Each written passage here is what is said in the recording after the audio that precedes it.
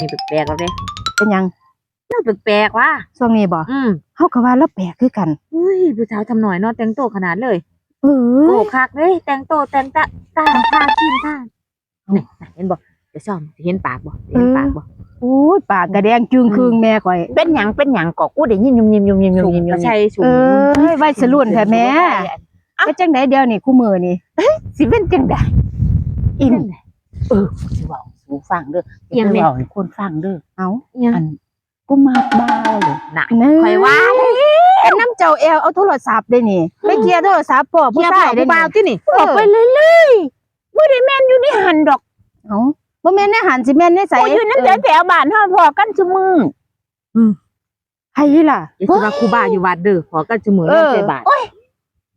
พ่อใหญ่สำลีบ่พ่อใหญ่สำลีบ่บ่นางบ่แม่นพ่อใหญ่เฒ่าบ่จะเหม็นเว้ยจักสิมาสอเฮ็ดหยังกูบอกว่ากูมีผู้บ่าวกับพ่อคืออยู่อ่ะมันบ่คือแล้วมันสิแม่นบ่ล่ะแม่คือบ่อยู่นำลูกนำหลานไม่ว่าบ่เหมาะแม่ๆไปซะถามซึกมาถามกับผัดว่าบ่เหมาะแม่ผัดว่าก็แม่นแต่รุ่นนี้ก็ต้องอยู่เกี่ยวมาซั่นตัว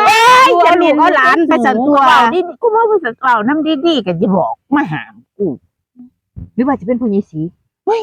บ่มีผู้ใหญ่สีผู้ใหญ่สือหยังดอกแต่ว่าคันเจ้ามักลูกก็ดีใจนำให้เจ้ามีความสุขจังซี่ก็เอาจำนี่ก็เอาบ่ต้องมาหามกูดอกกูว่าก็แล้วแต่ว่านี่ล่ะคันว่าบ่หามบ่ได้ก็สิต้องสั่นตัวเนาะก็สิเฮ็ดแม่มากก็สิฮักนำอยู่นั่นล่ะมันเป็นมันเป็นไผล่ะผู้ใดล่ะโอ้เด้มันเป็นบักใดวะว่าพ่อใหญ่ใดล่ะพ่อใหญ่เฒ่าใดวะเฮ็ดอีหยังกันอยู่เช้าๆยังละบ้าน้ำมายังน่ะน้ำก็สิมาเล่านะเราหยังไอ้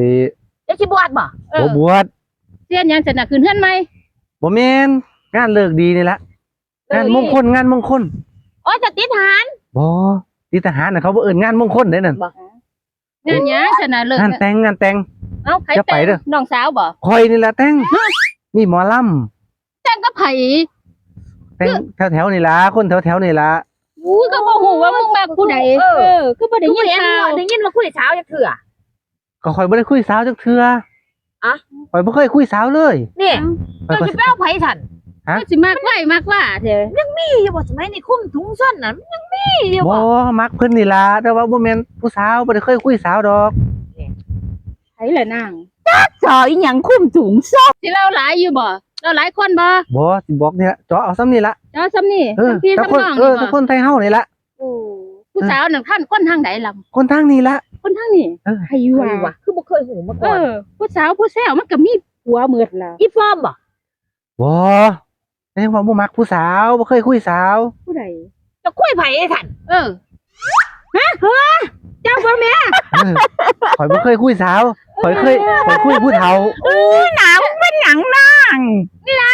นี่ล่ะสาวข่อยก็สิทำใจได้อัน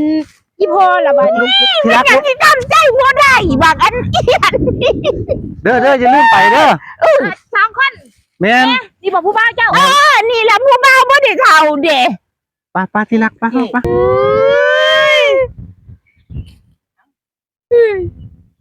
ขอคิดดู